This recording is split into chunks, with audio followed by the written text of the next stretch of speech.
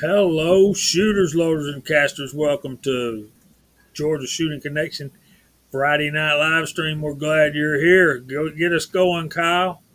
Glad everybody's here. We got a bunch of people out there looking, talking, cutting up with everybody. That's good. Thank God it's Friday, 6 o'clock this evening. Couldn't come quick enough. And then I was waiting on 8 o'clock, and it's here. So let's get everything going. Let's go down to MCK.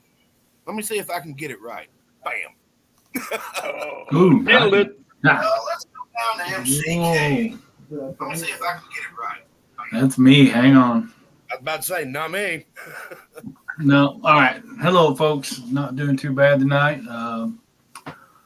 Just glad to be here. Thanks for having me.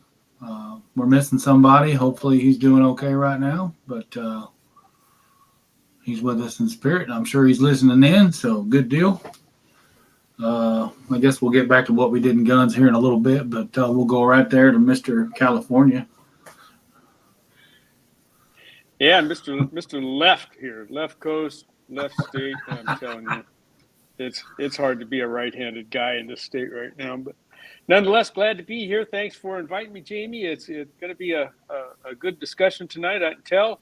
We already got 30 folks over there in the side chat. Most of those folks I know. Many of them are subscribers to all of our own channels, so that's great to see you folks out there. Absolutely. How about Mr. Hot Pot? Is he up there yet? Howdy, howdy, howdy, howdy. Oh, welcome. Thank you for having me on tonight. I'm here to do some schooling, some learning. I love it. Side chats blowing up. Prayers for our buddy out there who's having some difficulty right now. Definitely. Hopefully he will be back with us very shortly. That's all I got. Thanks for being here, bro. Thanks, Walter, you do know that only left-handed people are in their right minds. That I've heard that, but I've heard kind of the opposite about the right-handed guys. They always get left behind. And Well, I'm not sure what that means, but How do you guys ride on a dry erase board? Yep, I'm left-handed on the right coast. I'm just trying to keep everybody straight on this side. So let me address this situation before we get too deep in it. Our buddy CW, I'm sure most of y'all know by now, he's had hopefully a small and light heart attack, and he'll be in the hospital for a while. And they got surgery scheduled for Tuesday, I think. So keep our brother in your prayers, and hopefully he'll get back up here and get back with us.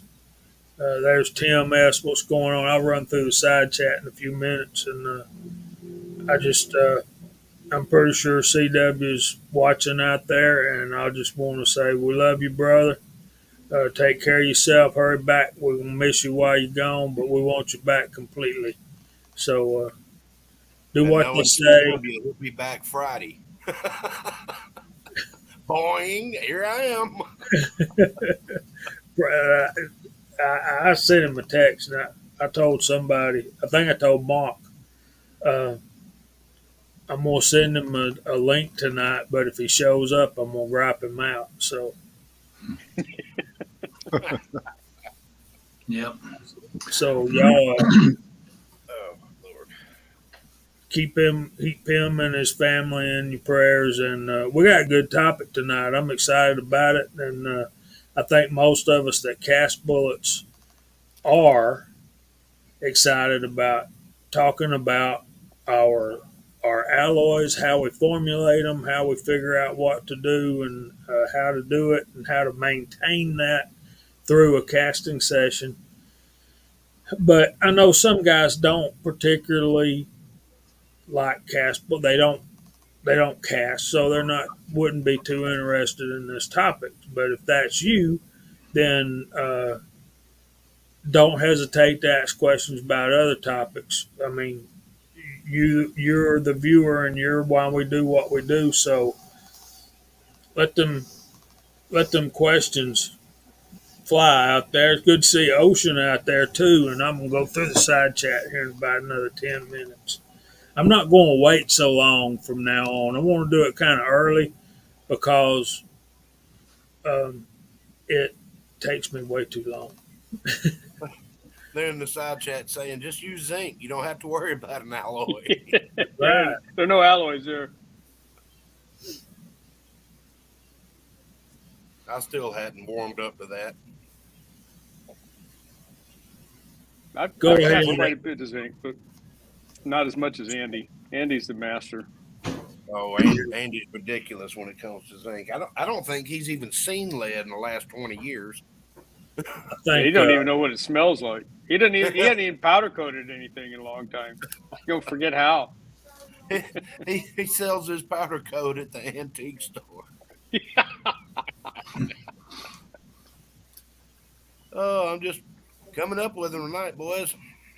I have a 5-gallon bucket of zinc, and I just need to buy a steel die. I've watched some videos on it. I don't know everything about it, but I've got an extra cast iron pot. I've got a 5-gallon bucket of zinc wheel weights. And you can use aluminum molds with zinc. You got to get the temperature correct. Otherwise, when you smack that sprue plate off, you start wallering out the base of the cavities in the mold. But it can be done with aluminum. I think zinc. I think Kyle is saying. I think that's supposed to be a T instead of a Y. Will zinc flow through a shot dropper? Need some size 4 for testing. Hmm. That Interesting. I cannot answer. That me either. I don't know. I don't know why it wouldn't. You get it up to the proper temperature, Kyle, and it does flow pretty much just like lead flows. I just don't know if a normal shot dropper will get it up to that temperature. No, yeah, you're right there. You might have to. That's what I was saying. Yeah, I think you're right. And now, Thorzak's is who we need to ask that question to. Yeah. Yeah, and Andy too. I mean, he's done so much work with zinc. He'll know the flow characteristics. But I think it's got to stay hot as long as lead stays at the melting point to really work like that. That would be my concern. We got Right. a lot of That shot dribbler, uh, I wonder if I'm sure he does, knows the temperature that it can get to. That's why I said ask Super Dave. There's a good question from G. Pishner, and Andy will know the answer to that. It's And he up in said, the 30s, like yeah, 32, 35, somewhere around there, as I recall. I know it's a good bit harder than lead, but a good bit softer than copper. So that's one of the reasons we've got off into the zinc thing because it's still going to be easier on your barrel than 40 to 42 BHN. That's pretty hard. That's a barrel cleaner. Yeah, It definitely will not lead your barrel. So I guess after a day of shooting with copper jacketed bullets, you could throw a couple zinc through it and not have to clean your barrel. I've actually heard that from several people. I think that's a good observation, Walks. Did Good you point. miss? Did you Yeah, miss probably Mike Victor's comment? carry a whole different flight pattern, wouldn't it? It would. And I wonder with it being lighter weight material, I wonder would it stay concentric? Would it stay round?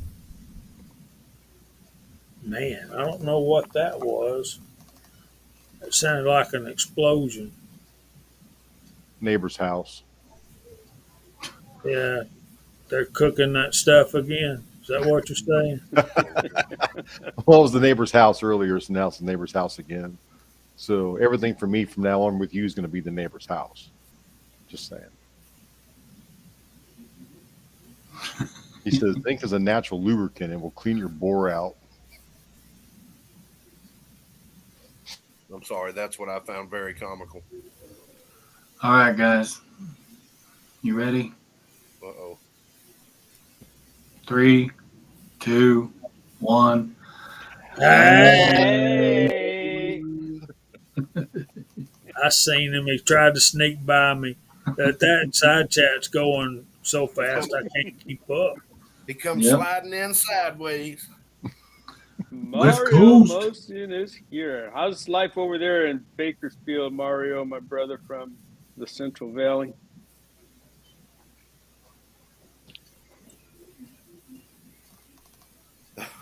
Boost your immune system. Yeah, there you go.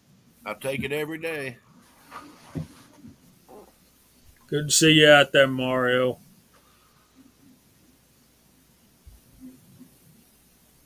Yeah, in addition to everything else that I have to take every day for multiple conditions, I take vitamin C, vitamin D, and men's one a day, and iron.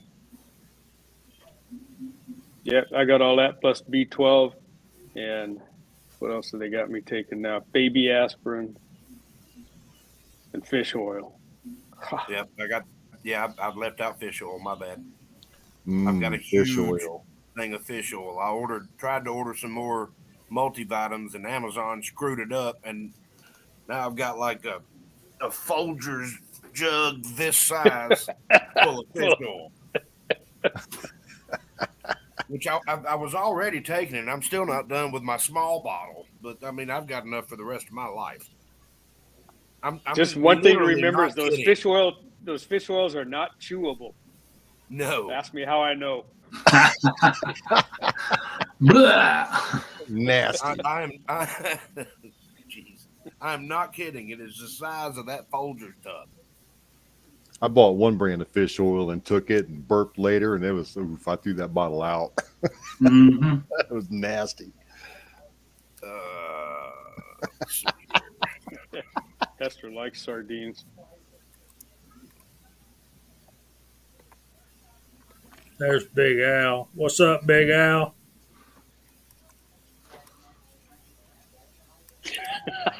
Big Al. Yeah, I get it. All us old guys get it, Big Al. Yeah. Hang on. What did he say? He said he'd give us a list of the stuff he takes, but it's only a 2-hour show. Yeah. Angel. When Angel moved in, she goes, "Good God, do I need to buy another medicine cabinet?" Kyle said, well, this one's full. Depends on how much you got to cram in there. Yeah. Did y'all?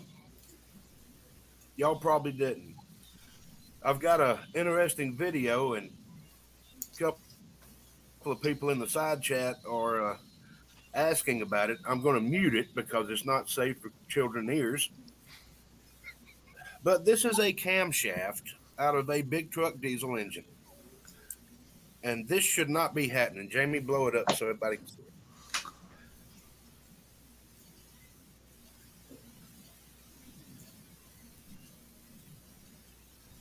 Oh, yeah. It's kind of interesting, huh? No kidding. And the problem is the truck was running fine. You couldn't really tell it had a problem. And we were doing an oil change on it, and he popped the drain plug out of it and went, "This ain't good." There was metal all in the pan. Looks like metallic paint, huh? Yeah, bass boat paint. Yeah. They wanted us to tear it apart and find out what happened and all that. And then we pulled the engine out so we could pull the camshaft out. And then my mechanic showed me that, and I was like, "That's weird." That's the biggest dang camshaft I ever seen in my life. Welcome to the world of big trucks, man. That's There are bigger, Oh, I there's know. much bigger. much bigger. I've got I had on like 4 phones ago, a picture of a coworker. His primary job was working for Reagan's Equipment, I think was the name of it. And I've got a picture of him standing in a camshaft journal of a diesel engine. Mm-hmm.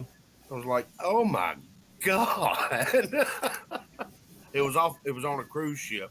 He was standing in it.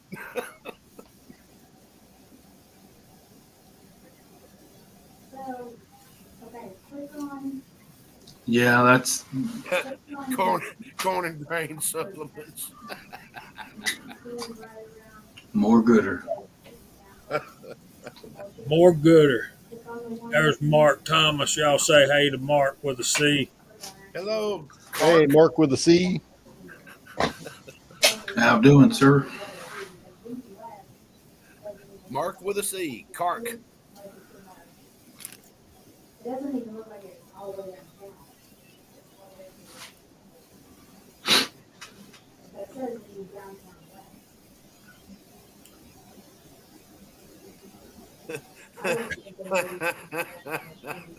That's a good one, Al.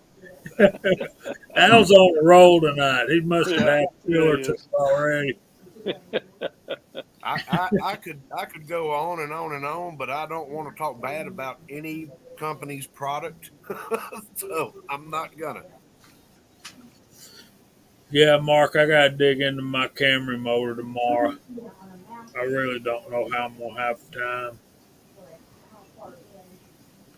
Uh, let's get in. Let me do. Let me run through the side chat, and then I got something I got to go take care of, and I'll leave y'all to get into the topic, and I'm gonna go all the way back to the top. So the Rebel Mike Hester was the first one in here, and then Ricky Baird, Kingpin. What's up, man? Tim S. Tactical Fud. Thoughts of an Old Soldier. Lever Guns 50. Lever Guns, I'm really liking that Sharps 5140 thing. Kyle Lusk and Kyle right behind each other. Andy 79Z28. Walks Fletcher.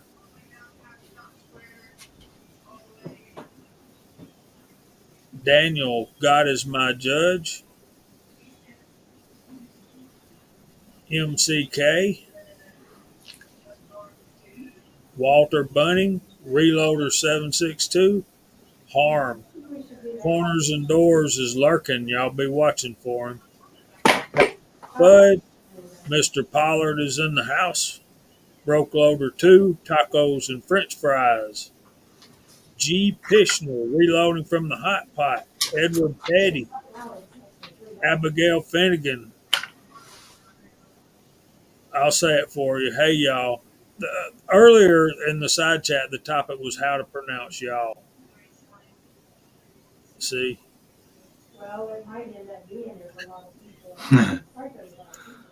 Tim S. Mike Hester, Tactical Fud. Jer Bear, Tactical. Trees a blowing. How you doing, man? Uh, Ricky Barrett again. Tim S. There's Andy some more. Ocean 374.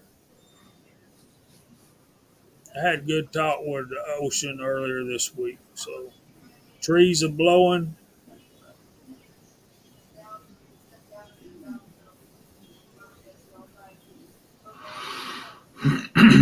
Mr. Pollard. I'm repeating. Oh, Ricky's Edward telling me Petty. that my hair looks mighty pointy tonight. Oh my goodness. Which one? I still We got a got full head of hair. I just keep it real short.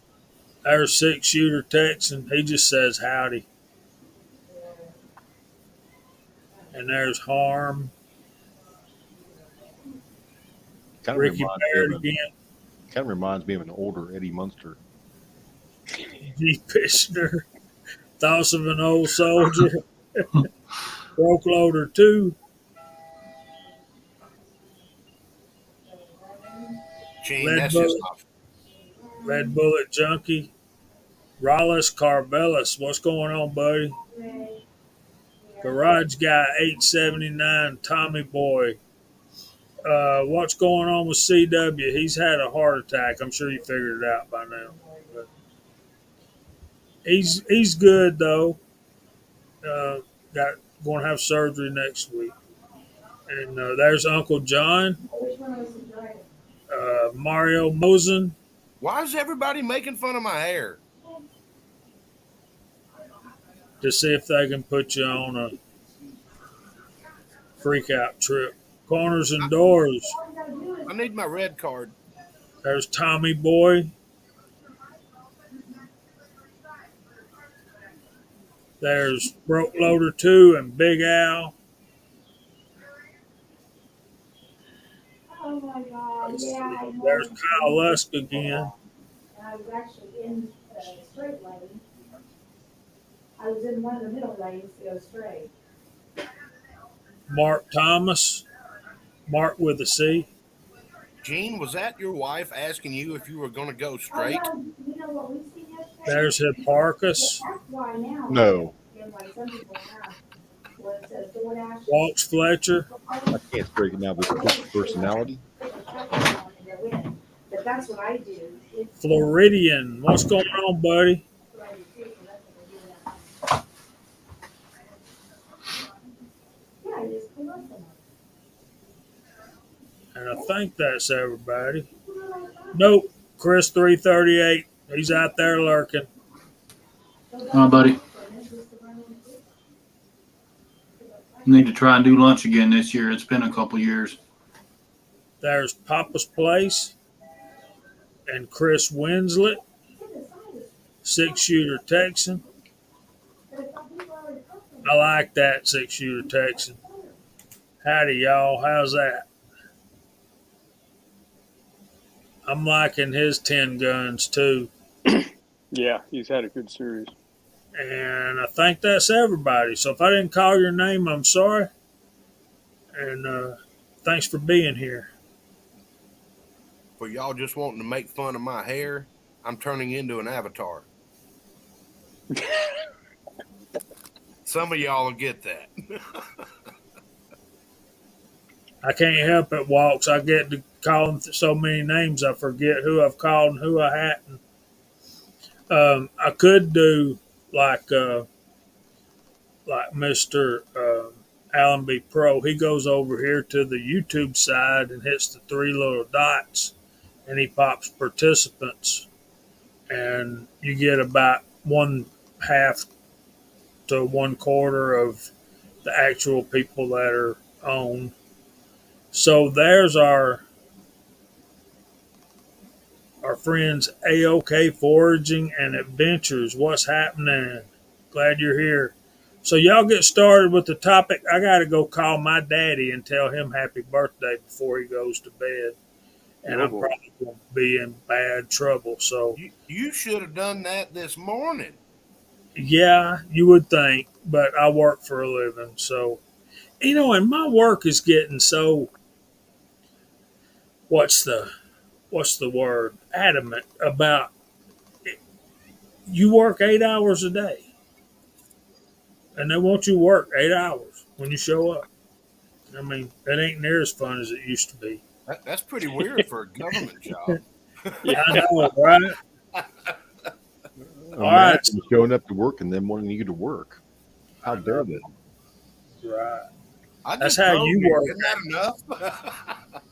So Walt says I owe him $2. I'll be right back, y'all. Walter, you can get started on how you go about figuring your alloys if you want.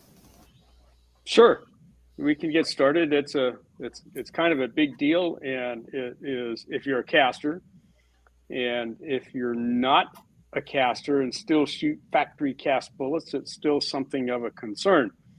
So we can kind of start with why do we care about how hard the alloy is that we're going to shoot in our firearms, and there's two basic parts of that. One is that lead is not lead if we're talking about alloys, because if you're not in tune with casting, unless you're shooting muzzle loading or making shot, we're usually not using pure lead.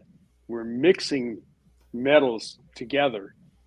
it's going to be mostly lead, but there's also two other metals that we commonly use in the mix, and those are tin and antimony. And both of those two metals will mix together with our lead. We don't form a new molecule.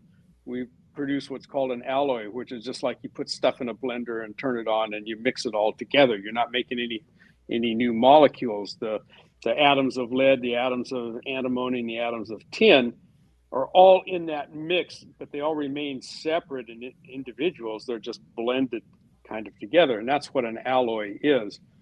And each of those metals lends a particular characteristic to the molten metal that we're going to drop into our molds. Well, the two big concerns are, number one, the alloy that we use to make our bullets has to be hard enough and strong enough to withstand the pressures that we're going to generate in that chamber. And what I mean there is that if the alloy isn't strong enough, it will deform and may even start to come apart a little bit in your barrel if it's too weak for the pressures that we produce, or if it's too hard and too brittle. So that's a concern. The strength of the alloy has to be up to the task of handling the chamber pressures. And the other one has to do with barrel leading, which is the one that more people are kind of tuned into. We can get barrel leading if the alloy is too hard or if it's too soft, but for different reasons. And what we mean by hardness is that there are a number of scales that can be used to measure the hardness of metals. In bullet casting, we usually use the Brinell scale. And that's one that can be relatively easily measured by us as casters. It's without going into a whole long thing, it's a fairly simple concept. The Brinell hardness of pure lead, depending on what source you go back and look up, is somewhere between 5 and 8 on the Brinell hardness scale. And it does vary depending on who you go look at.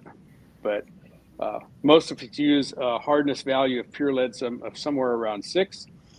But most of the alloys that we use are somewhere between 10 and 20 on the Brinell hardness scale. And that alloy varies with the lower pressure rounds, like 38 special, okay, that's going to be somewhere down around maybe 14, 15,000 PSI without looking at my manual to verify that, up to some of our rifle loads where the pressures are going to be up maybe around 40,000 PSI. And so the greater the pressure and the faster the velocities, the higher our Brinell hardness needs to be. So those are the concerns. We have to pay attention to it. And a fly in the ointment, almost literally, lately, is that all of the manuals that we go look at to look up what Brinell hardness and stuff ought to be is kind of has to be mitigated a little bit with powder coating. Powder coating changes the Brinell hardness that's needed for a particular load. And there's no hard and fast rule for that. It's mostly something you got to figure out on your own. So I actually did a video last year on how I do my hardness calculations, and it's long, and so I don't think we want to get into all of that here. It was about a 40-minute video, and I tried to be as brief as I could. But there are some resources where you can go to look to see, first of all, okay, how hard does my alloy has to be? And then from there, we can talk about, okay, so how do you make it that hard? So right here, if you're a beginner caster, this is where you start, just like we do with most of our other casting stuff. And if you go pick, for example, and you guys know me, I'm a handgunner, so I'm going to go pick something like 38 Special, and I won't be able to zoom in tight enough, I don't think. But in our data section, and if you're a caster, you all know what these look like. Lyman tells you a recommended hardness. For example, I'm looking at here at 38 special, and this is a Lyman mold, 358-156, pretty common one. And it says right there, use a Lyman number 2 alloy. Lyman number 2 alloy is a mix of 90% lead, 5% antimony, and 5% tin, and that yields a Brinell hardness of about 15. Okay. I'm here to tell you that if you powder coat your bullets, it doesn't need to be that hard. The recommendations for hardness in this book are based on traditionally lubed bullets. So powder coating lets us get by with a little bit lower BHN. How much lower? I can't tell you. You've got to mix an alloy, figure out how hard it is, go try it in your firearm and see if you're getting any leading and see if the bullet is maintaining its integrity enough to go the distance.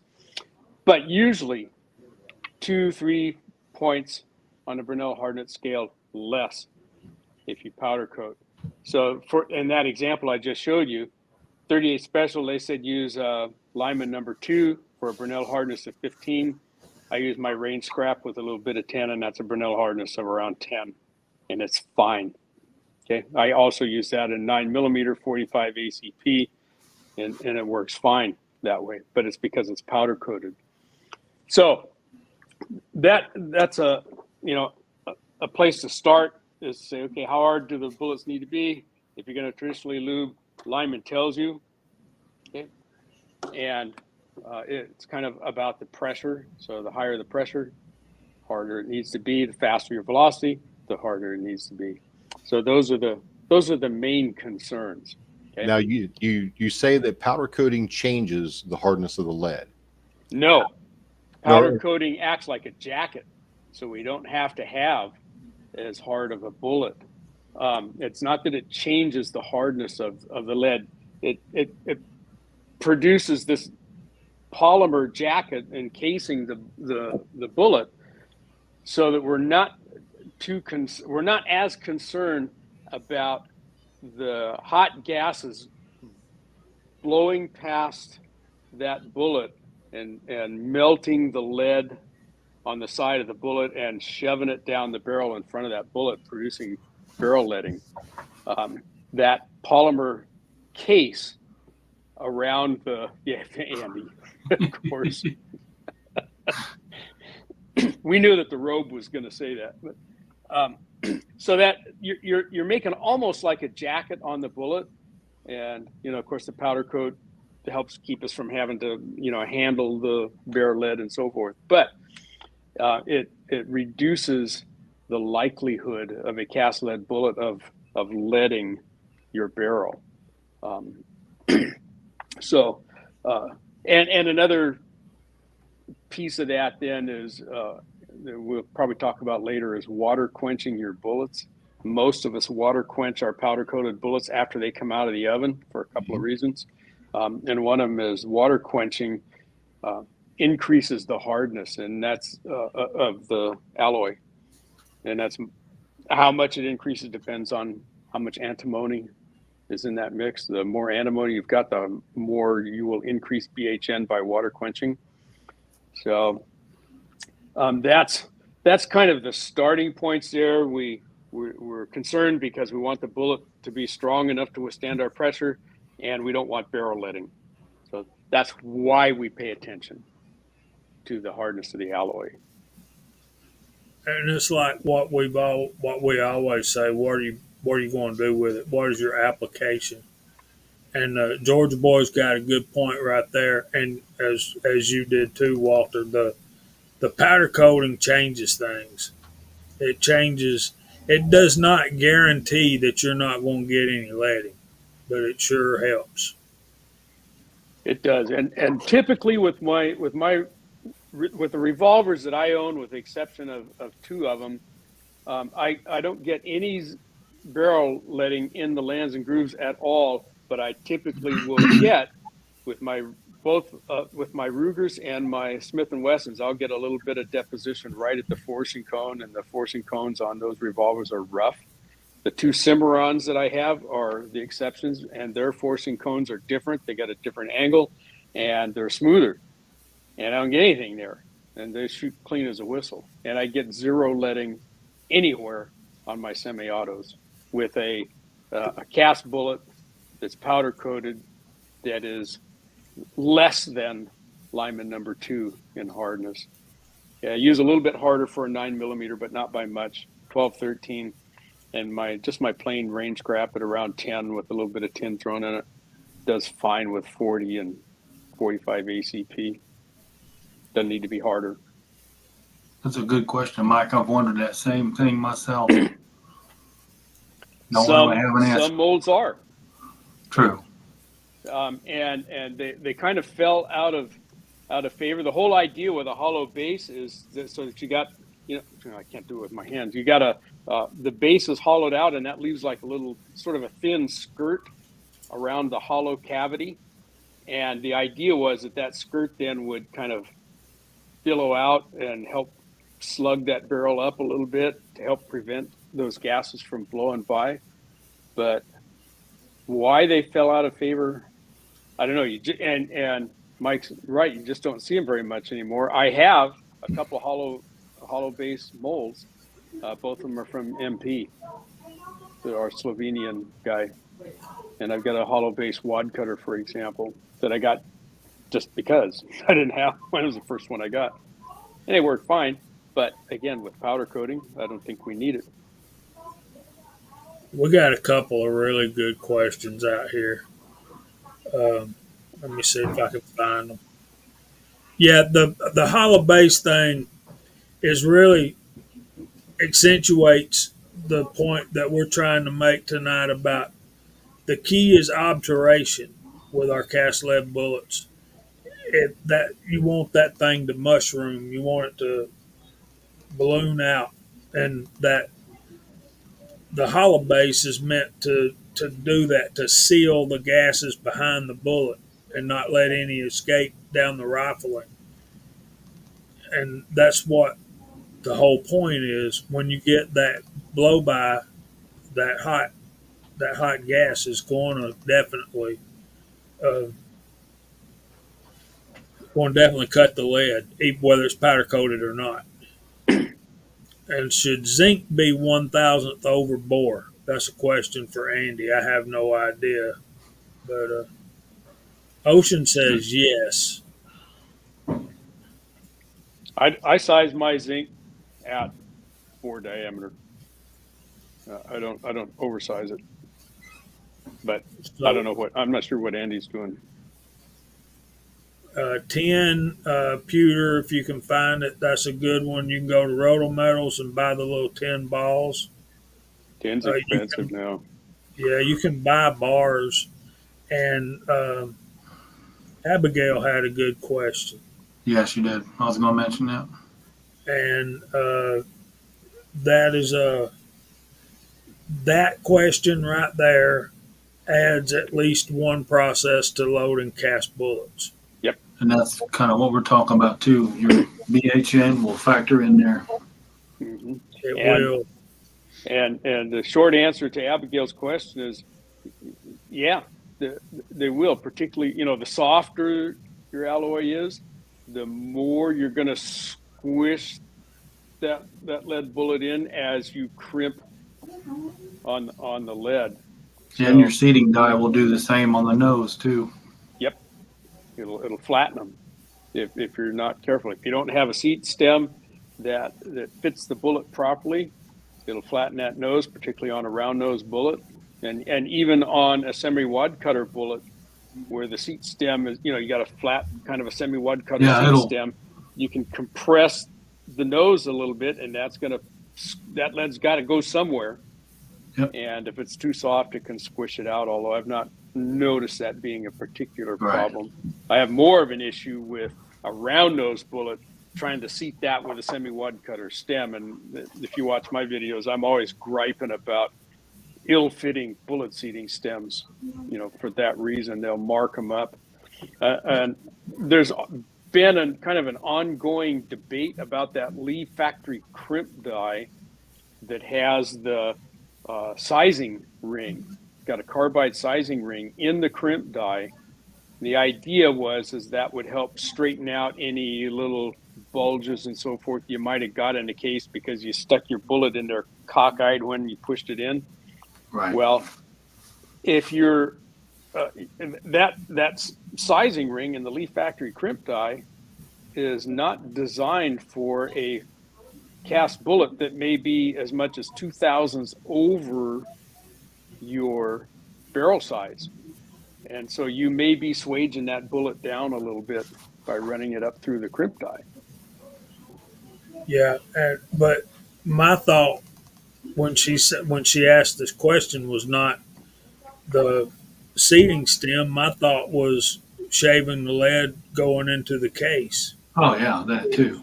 Yep. which is why Abigail, when we load pistol rounds, we flare the case to get the bullet to go down in there without slicing some of the lead off or slicing your powder coat off. Mm-hmm. So it adds another step to add it to pistol rounds, particularly with cast lead bullets. Yeah, Yeah, and with our cast bullets, we got to flare that case mouth a little bit more than we have to do with the jacketed bullet for our pistol rounds, Abigail. So it needs to be, as Jamie said, that case mouth needs to be wide enough so that as we shove that bullet down in there, the sides of that case mouth is not going to be so narrow as to scrape lead off. Because what'll happen is you get a little red lead ring formed at the top of the case mouth, and we don't want that getting blown, blasted up into your barrel. So that's a whole process there, as Jamie said. Now, see, some things are absolute. Like we have got to flare our cases to get lead bullets to go in there without cutting them. If not, we're begging for leaded barrels. But to do all these things that Walter and I and some of the other guys do about trying to get our alloys just right, is may or may not be necessary. I mean, basically, you could take and separate a bucket of wheel weights into the clip-on, separate the stick-ons, melt them, and then add them to each other as you don't want to or as you need to or not. Just use your stick-on wheel weights for your shotgun stuff and use the clip-on for everything else. And you probably, if you're powder coating, you're probably not going to have a problem. But when you get right down to it, and you want to do things, and you want to make sure you want to do everything you can to produce an accurate bullet that's not going to harm your gun, then yeah, you want to get your alloy right. You want to be able to maintain that alloy, and it's simple math to maintain. And you just got to come up with the alloy you want, and there's several. There's 40 to 1, 10 to 1, 20 to 1, Lyman number 2. You got hardball. You got what's the other one that's real hard? Of course, you got monotype and monotype, even harder than that. But what's the one that's super hard? Super hard's the one I'm trying to think of. And we were talking about this. Gene and I were before the show started. How we check our BHN on bullets. And I got to tell you, Tactical Fud, man, those pencils, they're what I go to. They're what I use, and I'm making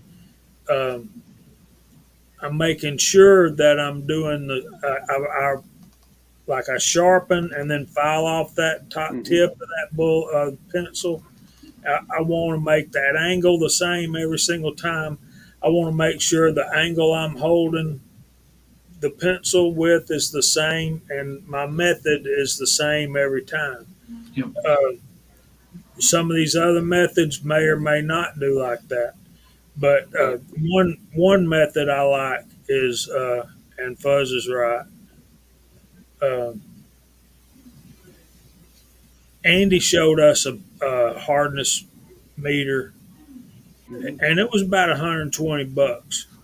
But those old school things like that seem like they would be, more accurate than some of the other methods, particularly that Lee thing that they do.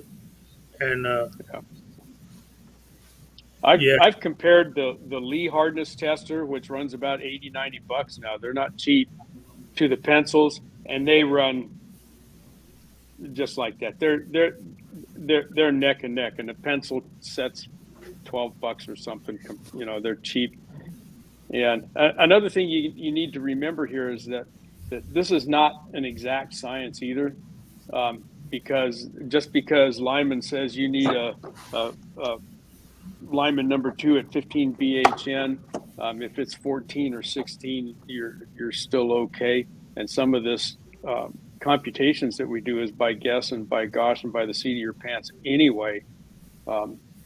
You know, for example, those of us, I know CW uses a lot of rain scrap. I use mostly rain scrap.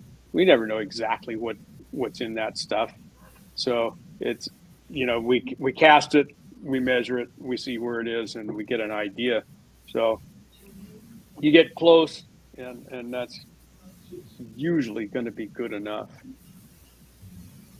there's Chris. You know, so if the pencils are off by 1 BHN, it doesn't matter. That's close enough. That's it. That thing looked awesome. That was the one right there. Yep, that's a good one. That is a good. That's the best one I've seen. And who makes it? Is it Redding or the Brownell sells another one that's Master. similar to the Cabintree one, but yeah, you can see the pencil marks. I'm not going for that. I've seen him shoot. Yeah, and there's a fingernail test too that will tell you if it's you know, softer than 10 or somewhere around 15 or somewhere around 20, and sometimes that's good enough to give you an idea. I was like, dang, I don't remember the alloy. You got a bucket of bullets, so how hard with it? You can scrape the edge of the base with your fingernail, and if you saw it back and forth a couple times across that edge and it leaves a big dent, you're pretty soft. And if it leaves a barely discernible finger, you know, scratch mark by sawing it back across there, it's probably around 15. And if it doesn't leave any mark at all, then it's 20. You know, that doesn't tell you much, but it tells you something. The last lead bit timber. I'd like to get into that question Walks Fletcher had, or the statement he made about the temperature for alloys to properly mix.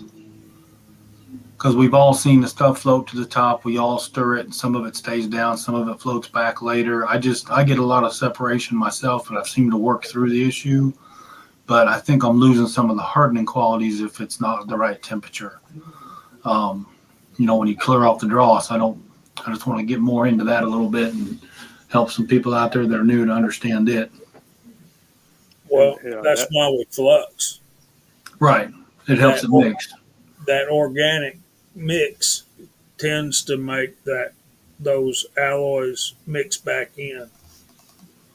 But that goes to maintaining what we're talking about. You know, part of the topic is to not just how do you mix the alloy, but how do you maintain it in the pot? Because if you mix that stuff up, if you just put your alloying metals, your grain scrap and a little bit of super hard and some tin or some linotype or whatever you're going to mix in there, you put it in your pot and walk away from it and come back an hour later, you don't have an alloy anymore. You have some layered different metals, because the lighter stuff like the tin and the antimony is going to float to the top. The lead's all going to be down at the bottom.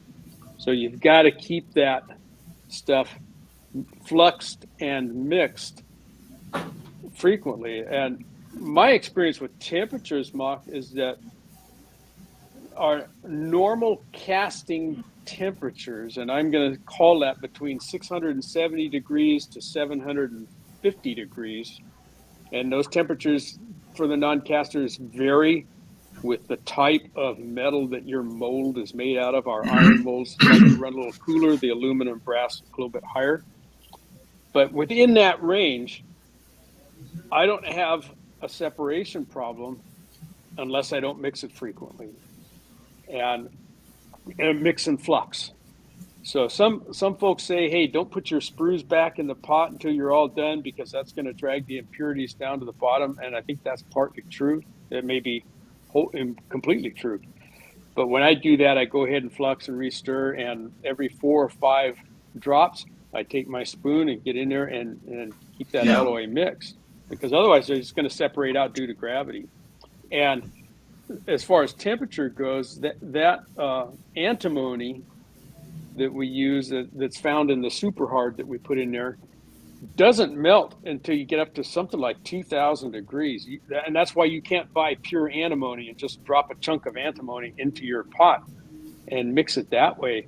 You'll never melt it at the temperatures that we're running our cast bullets at. So you get super hard from Rotometals, and there's a couple other companies that manufacture it, and that's 30% lead, or excuse me, 70%, can't do math, 70% lead, 30% antimony. You got to envision the antimony all ground up like breadcrumbs and mixed in with wheat flour or something, and sort of blended up. Okay. And if we don't do it that way, if we don't use it pre-blended, we can't use antimony in its elemental form. So we got to keep it all mixed up, stirred up, and I think that at our, I'll say, standard operating temperature, 670 to 740, 750, that stuff will stay blended if we mechanically remember to stir it up. And I'm guilty of forgetting that. And that's why, you cast 300 bullets, 500 bullets, and you start weighing them to see how good a job you did. And some of them come out at 222 grains, and then, some of them are 237 grains or something. And it's probably because you didn't keep your pot stirred up well enough. Michael, I think I've experienced that where I've skimmed off the top, and later down the road when it cooled, it was a real hard, thick substance and kind of heavy. So I knew I'd skimmed off something good. So I put it back in and remelted it. True dross is going to be like ash and powder. You're going to have, not a lot of shiny, heavy stuff, or clumpy. But like Walter was saying, keep it stirred up, keep it mixed, and I use beeswax in the 420 pot. I don't use sawdust on the 420. The sawdust does the ingots for me, and then I move into beeswax when I'm doing the 420 pot. It seems to keep that mix a lot longer than I do with sawdust. That's a good plan. And so, and another thing that'll happen if you just let your pot sit is the lead, even if it's well mixed, will start combining with the air up at the surface of your pot, and you'll get lead oxide up there, which is kind of a grayish, crumbly looking stuff. And there's no turning back with that. It's junk. Yeah, you can't reduce that back to lead and oxygen. Not easily, not in your pot. Once that happens, you just got to throw that out. Yep. You need to make sure they're dry, though, Georgia boy. Good boy, I'm telling you. I did some casting today, and I almost put this in the video, and I thought, maybe I'll just mention it someplace. But I live close to the coast. We got foggy mornings every day in the summer. It's foggy until 11 o'clock, and so even in my garage, stuff will get a little fine coat of moisture on it. And so I started the pot today, and I try to remember not to do this, but I do it 90% of the time. I stick my stirring spoon the first time I stir that pot, and you get little crackles and pops because there's small amounts of moisture on that spoon. And when you shove it all the way down and submerge it in the lead, then those little drops of moisture expand, from the heat, turn to gas, and you get these little pops. Not enough to blow lead out the pot, but enough you can hear it.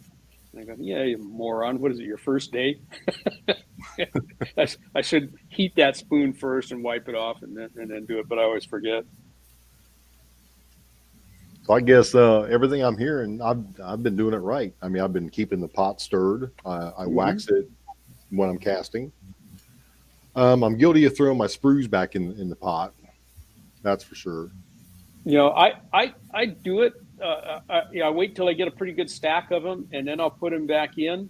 But by then, my mold usually needs to rest anyway, or I need to get a drink or answer the phone or do something else.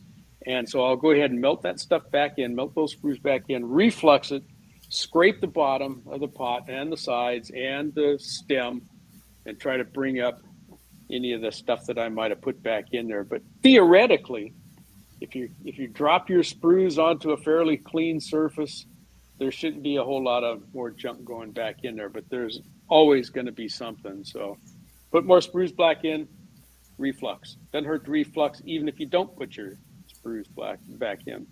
I cast on top of a big piece of plywood. So any lead or anything that drops or I brush it back into, it's just dust. It's wood dust.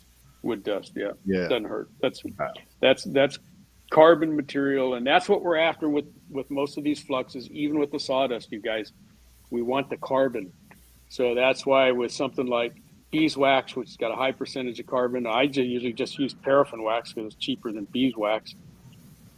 And you let that stuff burn and smoke until all that's left is the carbon.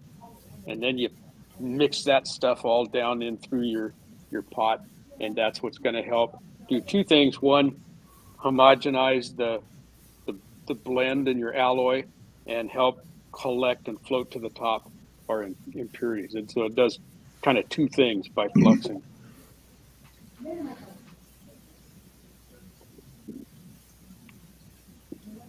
And lead bullet junkie, yeah. And that's why a lot of guys like the sawdust, is because you get that char on the surface, and that helps protect from the lead from combining with the air and forming that lead oxide. Not as much of a problem really with a bottom pour pot, except that once the lead oxide forms, we're done with it. You got to scrape it off. You can't reduce it back to pure lead again, no matter how hard you flux it. You just got to throw it away. Andy. Sell it, Andy. Sell that zinc. Well, that's the good thing about having your girl that works at Home Depot.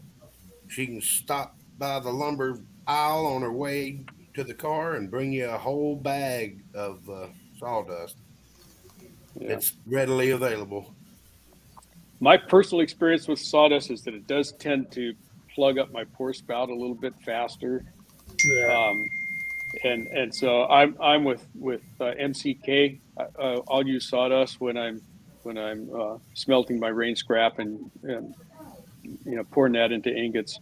It's cheap. It's free, and it does work really well. And we don't care about that cast iron pot if there's stuff in the bottom. It does work really well for that. I don't like to use it in my pot, but that's just me. I agree, but I want to address this comment right here. Paul, Yep. Don't think we're the authority on anything, man. If what you're doing is working for you, that's how you need to do it. And we got high boys out there, and I thought I saw a comment. I'll say happy birthday to a high boy. Yeah, it was was it yesterday, high boy? A couple days ago, it might have been.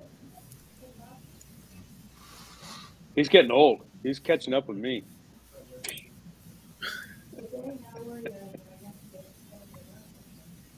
Yeah, I don't blame you. That's cool, Reloader. Yep, and that's exactly what we're saying. 762 is that if what you're doing now is working, don't change it. But what if what you're doing now ain't working, then you got to do something different. That's the only answer there. But there's a number of different ways to skin this cat. That's why there's lots and lots of books about casting. I've tried it all different ways. I've separated everything, melted it, and separated the clips of the wheel weights and that kind of stuff, and then flux it with wax in the pot, then or the smelting pot, then make ingots, put those in the hot pot, and even flux right there too. Stir everything in, and then again, I've just thrown wheel weights right in the Lee 420. It starts getting low, just throw some wheel weights in there. When you start getting too many metal clips on top, dip them out, and then flux it real quick and keep on trucking. Like Jamie was saying and Walter was saying, there's multiple ways to skin this cat. Just find out what works. How do you get your clips out of your wheel weights, out of your lead? Slotted spoon.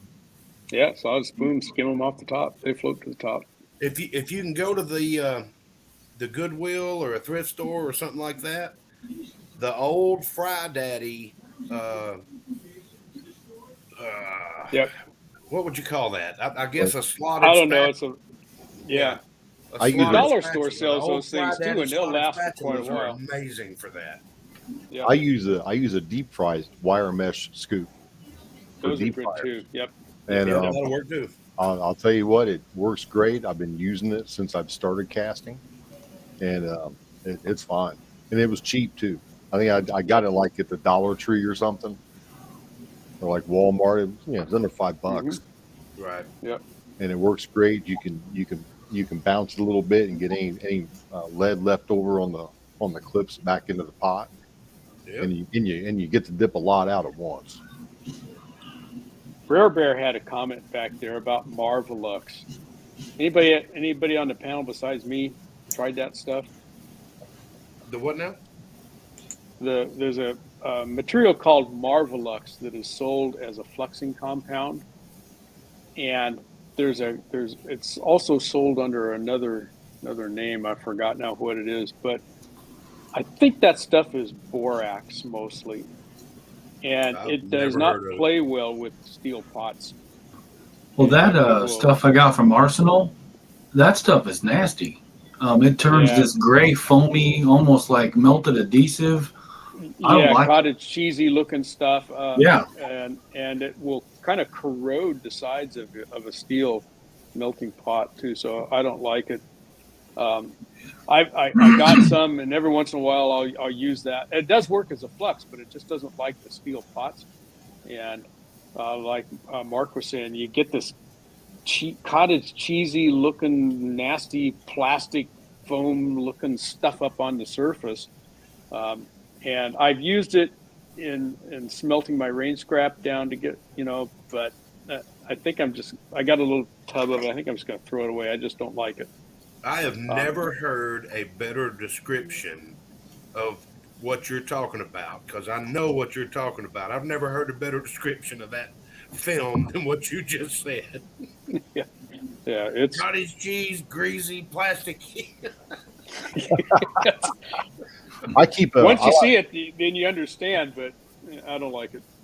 I'll use like an old can for spaghetti sauce, and I keep that sitting off the side of my pot, and I take all that and scrape that into there, and that's where I keep my spoon too. My spoon Yep. sits in there, and once that fills up, I chuck it in the trash and get a new can. You must have been watching my videos. That's exactly what I do. Ah, I mean, I got a soup I think I can did. or a. In fact, I think the one that I've got sitting on next to my pot now is it's probably a tomato sauce can from the last time I made spaghetti sauce or something, and they last a while. My spoon it's sitting right down in there because Yep. your stirring spoon's going to be hot. You don't want to lay that down someplace where you might touch it. Sits right down in there, and then when that can gets full, into the dumpster and Yep.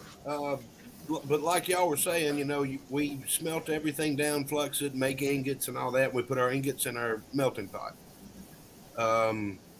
But then you start to get a film inside of your pot. But like what y'all were saying, a lot of that's the tin and the antimony and all that. So I just keep stirring it back up and adding more ingots to it when I get to about a half a pot. Because like you say, by then you probably need a rest and your mold needs to cool off. So you go get a glass of water and then come back. But I let it get down to half a pot, fill it back up. Now, when that film gets real thick and the plasticky cottage cheese, I can't say it the way that you did. When that film gets real thick after like refilling the pot 3 or 4 times, I'll stir it. Whatever comes right back up, I skim that off. yeah, Walks. Don't use a plastic can for draws. Walks probably tried that one time. Christmas. I think I know what 6-shooter Texan was talking about. Six, are you talking about the Frankfurt Arsenal fluxing material I've seen on? Yeah, that's what I was talking about too. Yeah. Yeah, I think that it's the same as Marvelux, I'm and a I think straight it's up. mostly borax. I'm not exactly sure if that's right or not, but it sure looks like it. I go to the Goodwill, buy bundles of candles, and Angel will bring me a bag of sawdust, and that's all I've ever used. I've never used any of the store bought fluxes. Well, now the store bought candles that he was talking about, a lot of those are made with soy. So I, I tried using them, and I didn't like the way it looked. I did not like the experience using those. Did it So look like cottage cheese plastic? Plasticky cottage. I didn't like it. I didn't like the way it made the lead look. I just No. it didn't burn right, and it's so I Yeah. chucked those back on the shelf for survival candles, Right. and now I just use pure wax candles. I just buy the Yeah. long ones. I just buy cut off a paraffin little canning chunk. wax. It comes in those blocks, the rectangular blocks. It's cheap enough, or beeswax. And if you look around, you can beeswax. If you go like to Amazon, try to buy beeswax. It's expensive. Hobby Lobby. Go to Home Desperate or Lowe's or one of those places and buy a beeswax toilet ring. That's the cheapest beeswax you can get, and it works just fine. Yeah. Yeah, Hobby Just get Lobby's yourself got some honey rings. a pound and a half. Could buy I a think it's a toilet pound and ring. a half block, and it's well, it was like $3.99 for a pound and a Oh, half. yeah, A lot of that's right. beeswax. That's good and cheap. My dad was a beekeeper for a long time as a hobby, so I used to have plenty of it, but that supply is long gone. I know why. Now you're You buying sit there and toilet take seals. your pocket knife and cut you off a piece of the honeycomb and just sit there and chew on it and spit it out. Yeah, well, there is that. I'm not lying, am I? Talk No. about going down the drain on that supply. Yeah. There's AR. What's happening, buddy? Good to see you. What's Hey, going on?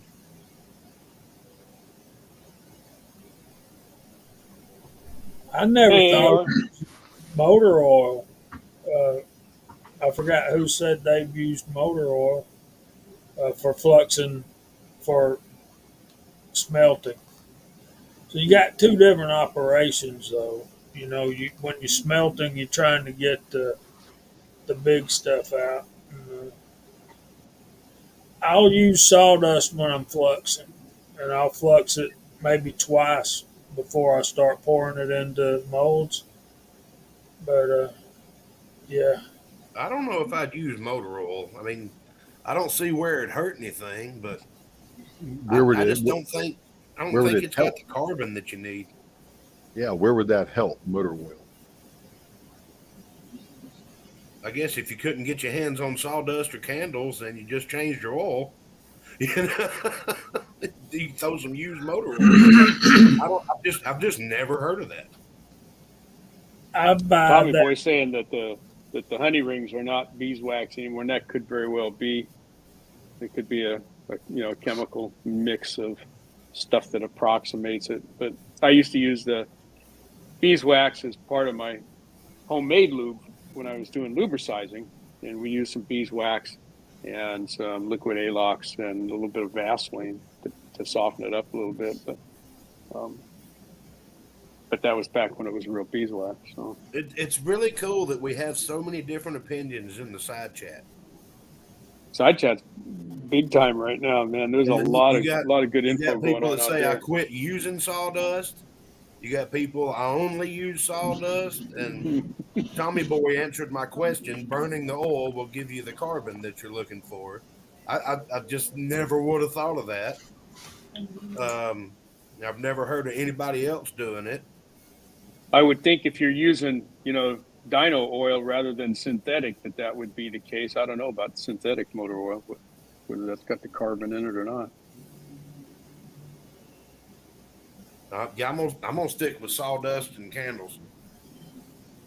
Yeah, If that's I all I use. if I start running low on candles, I'll start using beeswax. I got about 3 1 pound or pound and a half blocks of it. Blocks of it, yeah. That's what I use to lube my molds with mostly. Yeah. Well, and I think, we've sort of covered the bases on on fluxing. And whenever you are casting, the bottom line is you do need to flux, and you do need to stir, and that is to keep the alloy blended, keep those three different metals that are in there. Okay, our lead, antimony, and tin, usually in that order, not necessarily, but kind of usually. You need to keep those atoms all mixed up, otherwise they'll separate out by gravity, and you need to keep the impurities out, and that's what our fluxing does for us. And a lot of times I'll throw a layer of sawdust on the casting pot and let it char and do its thing and just leave it there, because like what one of y'all or somebody in the side chat was saying earlier, it forms like a barrier. Yeah, that was funny. that I was was going to good. tell Jamie to throw that up there. And and again, stuff that forms at the surface is not so much of a problem with bottom pour pots as it is with a pot that you're going to dip from. Then you really want you want that surface to be clean, because you don't want to pull those impurities into your dipper and then dump it into your mold. But we still don't like to see that stuff, and we want to get rid of it, because eventually you got to come in there and stir things back up, and if you don't get rid of that stuff on the top, then the next time you stir, you start getting some of those impurities blended in, and then pretty soon you start seeing what we call an inclusion, little speck of garbage on the side of your bullet. That's an inclusion, like a slag inclusion would be in a weld. Okay? And we don't want that. If it's hard stuff, it can scratch your barrel and can disrupt the integrity of your bullet. So lots of good reasons to keep that mix clean. I still can't get away from this. Is that inclusion the stuff that's like cottage cheese? Not unless it gets into your bullet too. I'm sorry, man. You laid a golden egg with that, man. I'm never going to hear the end of that. Next casting video, I'm going to put some stuff in there just and say, look at this cheesy plastic foamy cheese and a plastic bar or something. Yeah. Dog toy. I found all this in my lab.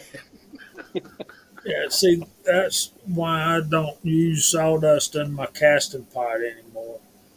It makes it drip, and eventually it stops the flow. And I just want to use paraffin wax in my casting pot, or beeswax. I have both, and depends on which I can grab fastest at the time.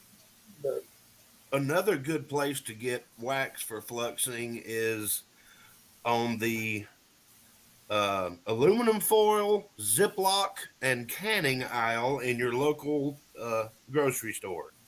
I guarantee you they have boxes of paraffin wax. Mm-hmm. They use and, it for canning. And that stuff works well. It's a petroleum product. It's got plenty of carbon in it. That's what I use mostly. It's so darn cheap, and it doesn't take much. I don't know about you guys when you're talking about adding, Jamie and Mock, when you talk about adding your beeswax or your wax to the pot, how much are you putting in? With my Lyman Mag 25 or the Lee 410 pot, those are, if they're full, they're somewhere around 15, 18, 20 pounds, something like that of lead. I will put a chunk of paraffin, I'll say a half-inch cube at the most. I mean, usually it's only about half of that, okay? Like a little bit less than half a sugar cube size. Yeah, if that's in your pot, that's quite a bit. Yeah, because it's going to smoke and flare up and go to flame on you at melting temperatures of the pot.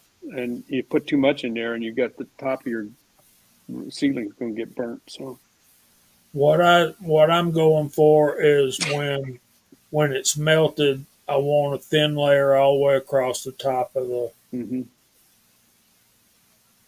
God, these guys in the side chat, hobbies hobos wanting to fight. Yeah, choose up sides, man. It ain't that big a deal. It ain't that big a deal to me, hobbies.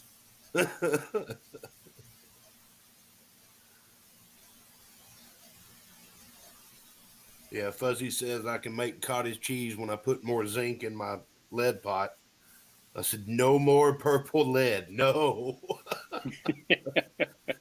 I bought another pot, but I didn't need it because I was able to clean that one out. Luckily, it cost me about 10 pounds of lead, but I was able to clean it out.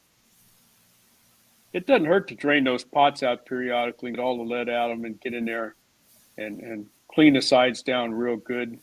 You know, if you go to doing that with a wire wheel or something like your Dremel, you got to mask up Yeah, to do what I'll that. But do, I'll but you can I'll get that stuff out of there.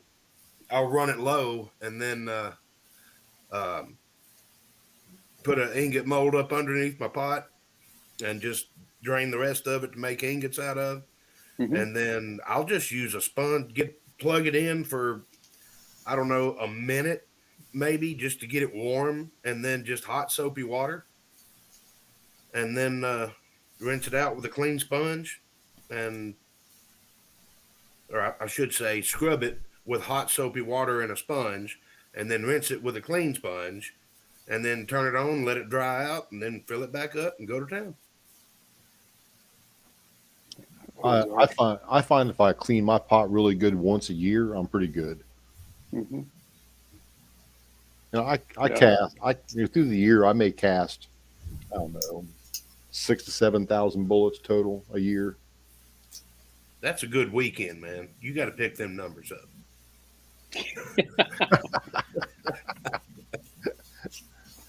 Well, there's no point in casting more than you're going to shoot. You know, you can store them, but you know, I think CW might disagree. He's got more bullets stored on his shelves than I've got shelves. I know that for sure. So Yeah, I've got. I tend to cast them as I need them and not store too many. Me too. That's what I do. I'll cast 800 to 1,000, get them powder coated, loaded up, and be good for the next month, 2 months. I've got an old upright piano in the basement, and it's full of nothing but old salsa and pasta sauce jars full of powder coated sized bullets. We need 9mm stat here. And Paul Loud, I just got one thing to say to you. Oh, brother, where art thou? They're over there fighting over Dapper Dan and Fop. I'm a Dapper Because Dan he's man. he's a man of constant sorrow. That's Oh. going to be it. Do All we not carry is seek the Fop. treasure. What is going on with these people tonight? They're having fun. I'm telling you what, this is a good place to be. That's good. Look at that, Oh, Andy. man. That's a lot of casting, man. It's a good thing that zinc is light. What did he say? He said he cast 2,500, 180 grain zinc bullets in his last casting session. That's a lot of casting, man. That's a lot of, sprue plate banging and a lot of, 180 grains in zinc? What's that for? A howitzer? I mean, good God. A 308 bullet, 62 grains, Jesus. Good night, Ocean. Have a good weekend, buddy. See you, Ocean. Good night, brother. my Enjoy friend. your weekend. Night, Oceans. Andy, inquiring minds want to know. Or was that just the mold, 180 grain, and it came out 60? Well, that'd be a 300 grain mold. Oh, Jesus. It'd be like a 4570 mold or something. It may come out at 180 in zinc. He's back. Somebody want to take care of that. Done deal.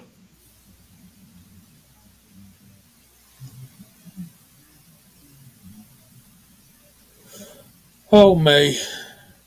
Hey, man, should make you feel good. I know, right?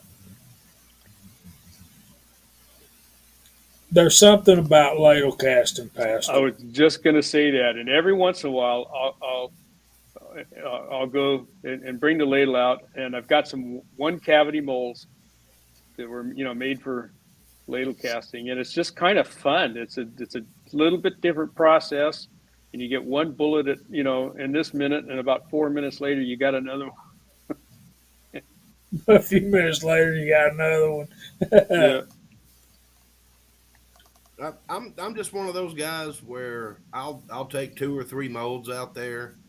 If I'm going to spend the power and my energy and everything to cast, I'm going to cast several hundred of 3 or 4 different molds and at one time. Yeah, get it done. Yeah, just get it done.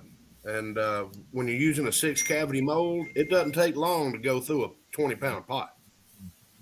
I love my 6 cavity molds. I hate my 2 cavity.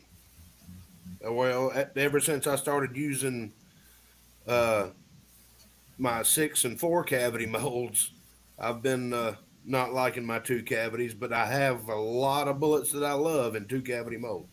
Me too. I cast one mold this afternoon, and it was a 2 cavity mold, and I made 300 bullets with it.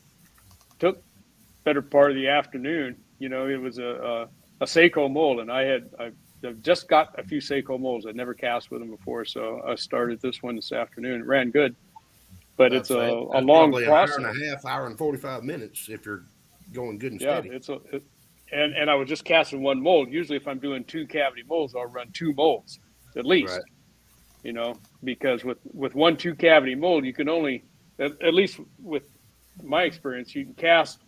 Once you get the mold up to temperature, you might do 4, 5, 6 drops, and then you got to open it up and let it cool just a little bit because they start getting too hot and the bullets start sticking, then you get frosty bullets.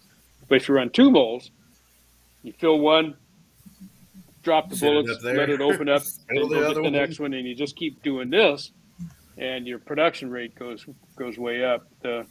But I'm with you. I like the 4 cavity molds. More than that starts getting kind of heavy for me. 6 cavity molds, and I've got some of my Hensley and Gibbs molds are 6 cavities. And if you run those very long, they do get heavy. You go, girl. Get them. The Lee 6 cavities are lightweight. You can run those Lee 6 cavity molds all day long and not get tired. That Lyman ladle is the stuff, though, man. If you go on a ladle cast, you gotta have one of those. Yeah, do not look and go, oh, the Lee one's cheaper. The Lee one's smaller than a teaspoon. Right. It will not fill up a cavity in one pour. What's happening, Scotsman? Andy got one now. Get them, guys.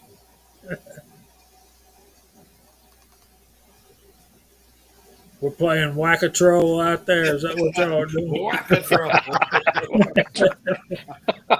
We got a game of whack-a-troll going here.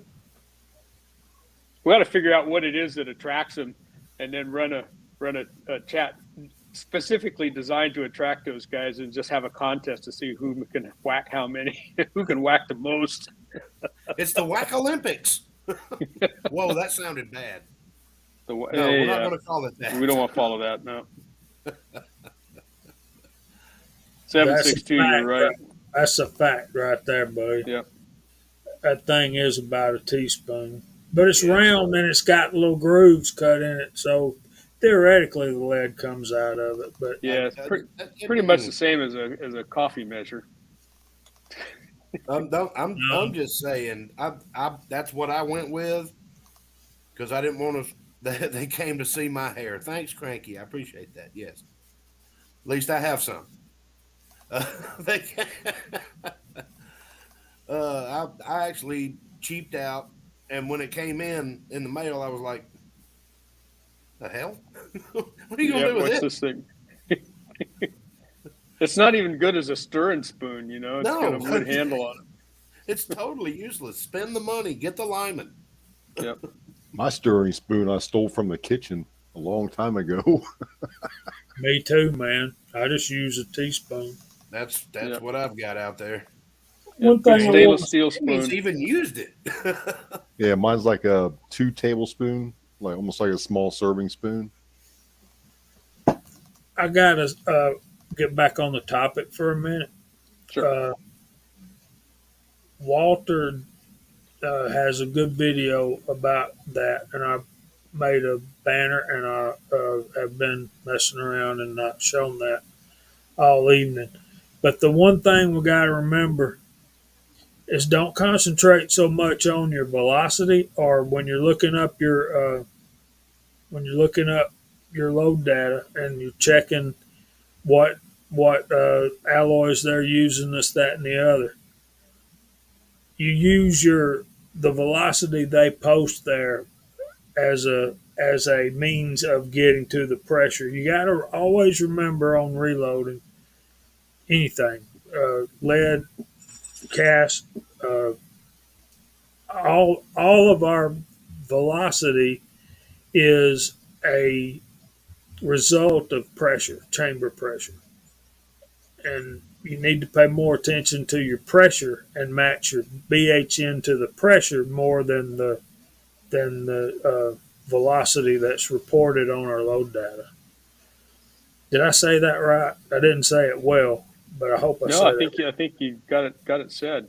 It's the chamber pressure is what we're most concerned about when we start talking about BHN, as it reflects the strength of the alloy, so that bullet doesn't compress too much or fall apart on you. You're really looking for a good median there. What you want is you don't want your alloy so soft that it don't hold the rifling. Because when it starts jumping the rifling because it's too soft, bang, instant leading, right? Then you don't want it so hard that it don't obturate into the rifling. Then it's going to go through the rifling and burn the side of your bullet, and bang, you got instant leading. So what you're looking for is that sweet spot where it's going to obturate just right. And that video right there has some good stuff on there about where to look and get that stuff, get that information. And the Lee book is a good source, and the Lyman. And on that video, Walter points out that in some points, those two resources are conflicting. But uh, I go back to what I said earlier. If you're doing what you're doing and it's working for you, don't worry about it. Yep. You know? Yep. And again, you got to keep in mind that what this guy says in here about hardness is all about traditionally lubed bullets, not about powder coated bullets. And so um, things are a little bit different there, and And a little even bit of different. and even worse than that, the information you get in the Lee book is based on Alox coated bullets. Yeah. Mm-hmm. Yep. So What you got to, when we're talking about sources of information, when we're talking about load data, when we're talking about equipment that we use, or like like that bullet hardness meter we were looking at earlier that Andy was kind enough to share with us. That's the best one I've ever seen.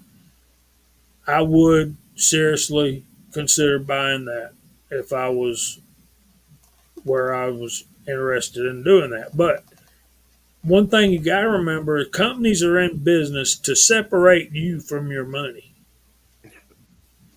And once you get to that outlook on everything that you do, then you can start rendering decisions based on how much good is that going to do me? Is that going to make my life easier? Is that going to make my time in my reloading room more enjoyable? Is it going to show results in the field or on the range?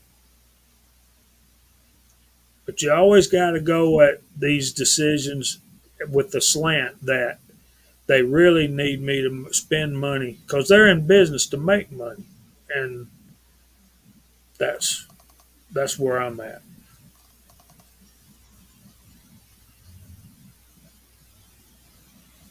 But you can't blame them for it because anybody in the side chat or on the panel that owns a business, you're there for one reason and one reason only. that's right. Buy a cabin in the woods and a fast boat. Oh, the dream. So I take it that bullet that I showed you before we come on, that one I found after I'd shot it. I guess that's a good hard bullet. That would be a good hard lead. You know what I'm talking about? I didn't see that one, so I was late coming to the party.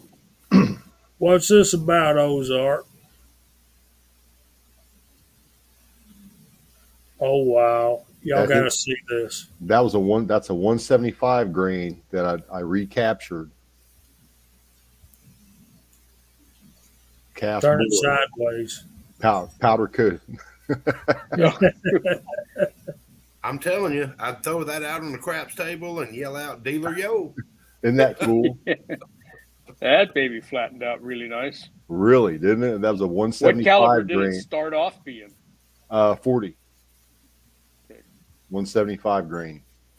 That is actually impressive. It was, I guess, it was not a swinging steel target. Yes, it was. Wow. Yes, it was. I had a plate rack set up. And I went down afterwards, just looking around, and I found it. I was like, oh, wow. Hey, I got to save that. That's impressive. I mean, it really is. I guess I can take you down from internal ballistics. Okay, that's what the link Ozark shared with us is about.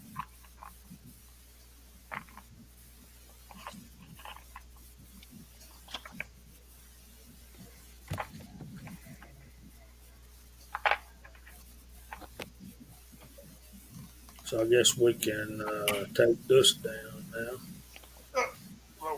Back up here. I really encourage y'all to check out Walter's series. There's a series there of what's it called, Walter? It's called From Berm to Bullets. YouTube threw out one of them that I actually showed some casting. So there's there's 4 pieces of it, and it was about how I do the whole process from mining the lead out of the berm at the shooting range to turning it into ingots to figuring out the alloy that I need and mixing it, and then finally to casting. And that was the one that first got my channel taken down. Was for one of those. So there's only 3 of them left up there now. But if you look up From Berm to Bullets, it'll be there as a playlist. Yeah, the third one is the one that's missing. Yeah. Because I was watching them today in order and getting ready for this. And I should go I still have that video. I should put all 4 of them up on Rumble. I haven't done that yet. that'd be a good series. And you might want to make a snippet for YouTube. Yep. For these guys will know it's ready and go over and watch it if they're interested. Also on the list was shotgun chokes. Y'all want to spend a little bit of time on that?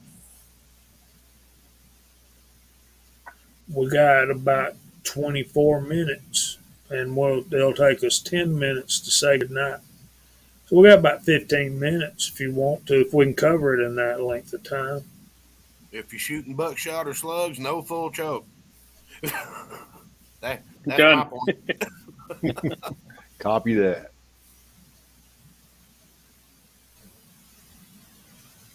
Okay, well, we've covered shotgun slugs. One thing that strikes me, that we spent a lot of time tonight just talking about alloy, and what struck me about it is that it goes to show about how many different opinions and different methods there are, and resources and ways of getting things done that there really are to this business of casting bullets. And we didn't even talk about how do you know what mold to use or any of that other kind of stuff. This is all just about alloy. We spend an hour talking about it. And what it boils down to at the end of the day, when it's all said and done, I'm quoting a buddy of mine, find what works for you and use it. There are things See, that you can change. There are problems you can have, but there are solutions to those problems. Find what works for you and use it. Yep. what I'm not liking is I can't copy and paste this link. Maybe you guys can from the YouTube side, or better yet, maybe you can. Let me try it. You may can go over there and on the YouTube side and just click the link. Uh, it won't. It won't let me. As soon as I hover over it, it blanks everything out and says show it. It did me. Yeah, Uh, and on that my is on my something. phone, which is not, I'm not in the live stream.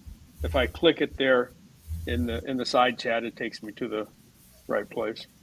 If you just click it. Yeah, some of this stuff is. Ooh, buckshot reloading 3 ballistic products. Uh, combat loads for the sniper rifle. Lyman reloading handbook. ABCs of reloading. They got a thing about shot shell reloading, bullet casting, caliber specific load data, reloading manuals, vendor supplied load data. Y'all understand that's what I was talking about a while ago, right? Yes, sir. Vendor supplied reloading data basically means uh, you're going to get lots of information on their stuff. Thanks, Andy. There's That's two like the different links. Hornady. I'm sorry. There's two different links over there. It's like the Hornady 10 book has an amazing amount of information in there, as long as you're using Hornady bullets. Right. As long as you're using all Hornady equipment. Yeah. Same thing with Sierra and Spear, Nosler. Right. Thanks, Scotsman. Which I do use Hornady bullets, and I did learn some things by reading Mm-hmm. through the manual and looking at some stuff, and I was like, "Oh, that's different." And I Yeah. changed a few things, and now I don't have a problem shooting my Hornady bullets now because that manual taught me a bunch. Yeah, I know, Andy. I appreciate it every time you share it because every time you share it, it's reaching more and different people. And that old reloading data is just something about it, man. Something about it. I don't know what. Like me and Mock like that old stuff. I don't know why. Yeah, I've got that saved to my Google Drive now. Yeah, I do too. Before too Uh, long, Google Drive is going to be an app where some animated car comes and picks you up. Their automated car. Some animated car. I said animated. I meant That, automated. Come on, that'll be a hoot. give me some slack. Be like Nope. Who Framed Roger Rabbit. Y'all check all of these links out that Andy's putting in there. So I'm betting that they're different. Roger Rabbit. I thought the movie was called Jessica Rabbit. That's my favorite character.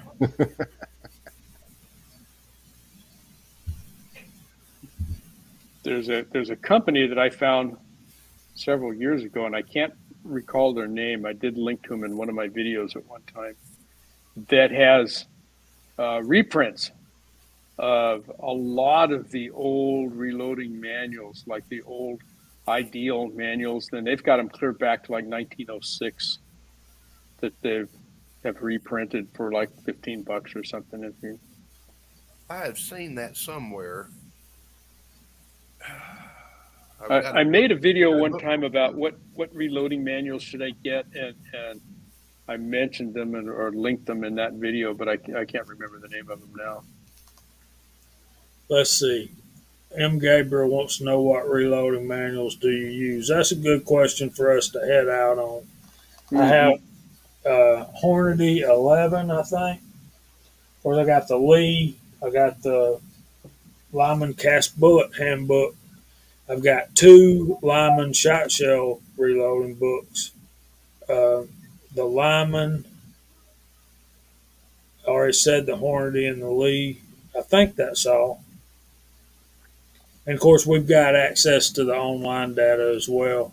Yeah, Oh, I do have that one too, Mark. yeah, me too. You If guys, somebody asked me that, if they're a startup reloader, which one should I get right now? I point them to the Lyman manual, mostly because that manual isn't quite as specific about what brand of bullets and powder you use. They'll use a mix. They'll show you data with, yep, that guy right there. yeah. That's a great manual. You know, they tend to favor their equipment in the preface chapters before the data sections, but their reloading data isn't quite so brand specific. I got that one too. Yeah, that's a good old manual. So That one's been through some. It's seen some yep, stuff. And it naturally falls open to 270 Winchester. Why, Walks? Because it's the greatest cartridge ever. so and I think the bottom line of this is you can't have too many manuals.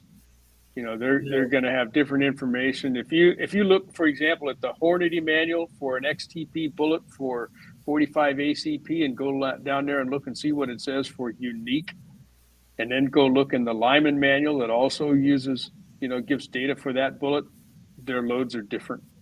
Yep. Oh, Fuzz, I saw that video. You rascal, you. That that is that was not a serious reloading video.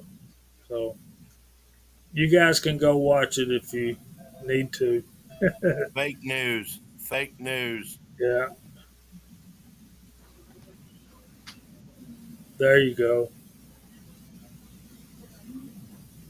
And what I like about the Lyman is basically what Walter said. It's not based on one specific bullets, set of bullets or brand.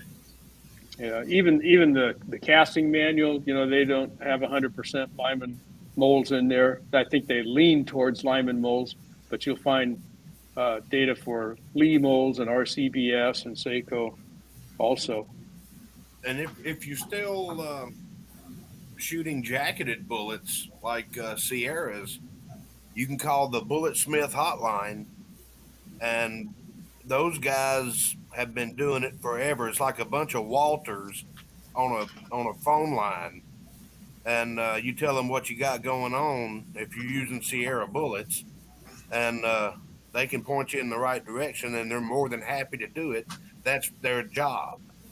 And I'm sure that Hornady and others have the exact same service, but I've had great experience calling the Bulletsmiths at Sierra. That's true. And one thing that shocked me, I was doing the 35 Remington series, and I wanted to use Shooter's World Buffalo rifle, and I couldn't find any data. So I called them, and the guy that answered the phone was their ballistician, and he said they were working on loads for 35 Remington with, but he also told me that a lot of their powders used to be another company's powders, and if you could find data for 5477, I want to say, or 5744 from Alliant, that it was the same powder. Hmm. And that's how I found out that uh, Shooter's World or Lovett's powders in Europe and Shooter's World here, they've been around a long time. They're just in a new. Uh, Rebranding. Huh? yeah, there you go. 5744. Yeah. It's the same thing. There you go. Scotsman's on the pre-order list. I'll get on that list too. Me So, too.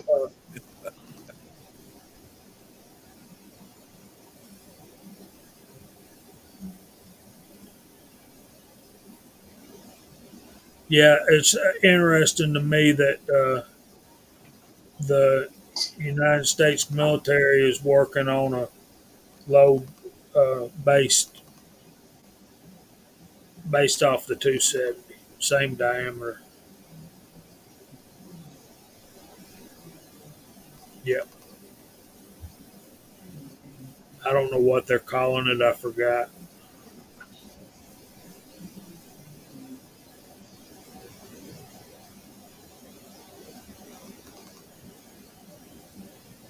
So Michael Dunn uses Lyman 50 at the Hornady and Sierra apps when I use their bullets. Hornady's persnickety about who they let have their load data, and I think Sierra is too. Um, Hodgson just puts it out there. Yeah, I'm If you, about to Yeah. say Hodgson is right there online. You can just screenshot and print whatever you want. Hornady has an app, but it's a subscription based thing. You got to, you know, pay to subscribe to the, the 270 section or something. You can go to Alliant, I think it's alliantpowders.com, and you can print out the entire manual for every powder that they have for every caliber. But let me tell you, you need to do it after the boss goes home from work because it's going to use a lot of paper. I've just printed off what I need out of each one of them. That's what I did with Vita Vuri powders. I had a couple of them that I scored in an estate sale, and was going through those, and didn't need a whole lot of data, just needed what I needed, so that's what I printed off. But I got the entire Alliant catalog. I got another one too. Hey, Jamie, there was a good topic for next week. I saw that Reloader 762. I have to do some studying up on that because I'm not quite up to speed on. You leaving us, Uncle John? Have a good weekend, buddy. Thanks for being here. And yeah, Walks Fletcher 6.8 something. Yeah, that's about where I'm at. And Mr. Pollard, I did not know that the Garand or Garand or however you want to say it, or spell it or whatever, was supposed to be a 270. That's interesting. I've learned something. So I guess we need to start going through the room and telling these nice people good night. I can always tell because Andy says it's pill time. Good night, everybody. Thanks for being here. And Yeah. that 762, that is a great topic idea. And all I can tell you is what I've done, and I'll do some studying. And if you want to come on next week and help us discuss it, you're certainly welcome. Just send me an email. I think I got your email. Just let me know, and I'd love to have him on. I'd And love to see 762 on the panel. that would be cool, wouldn't it?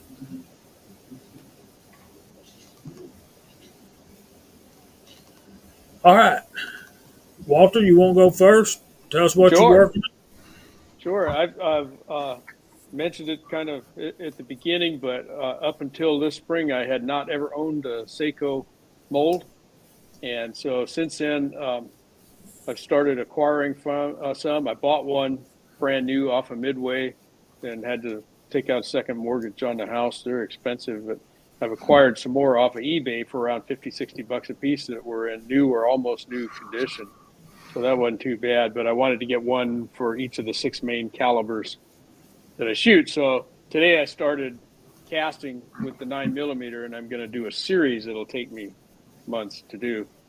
with each of those, and then kind of come back at the end and give my review of what I think about Seiko molds. So already there's some things I like and some things I don't like about them. But so that's what I did today. I got some videos in the can. I got 3 of them sitting in there waiting for me to edit and get put out. And I got a whole bunch of new molds to get going on and casting. So I'm planning on a lot of casting in the next couple of weeks. So that's where I am at. Maybe a little shooting. Going to shoot tomorrow. That'd be fun. I wished I was closer so I could go with you. So they called it 276 Peterson. Patterson, yeah. There you go. And Rare Bear said it right. Absolutely. Mr. Gene, what you got coming up, buddy? Well, first, thanks for having me tonight. I got some good schooling in. Thank you, gents, very much.